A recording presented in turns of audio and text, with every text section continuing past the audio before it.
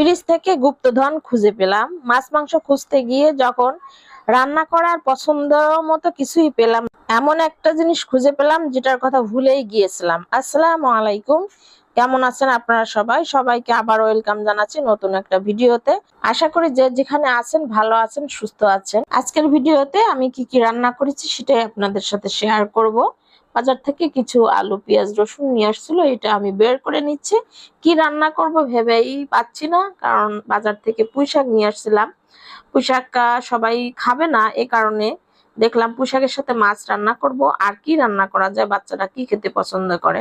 শাকসবজি যেহেতু ওরা খাবে না, তো আমি ফ্রিজ থেকে গরুর ফুসফুস খুঁজে পেলাম। কলিজা মনে করেছিলাম, তো দেখি কলিজা না, আমি আসলে ভুলে গিয়েছিলাম যে এটা যে ফ্রিজে ছিল।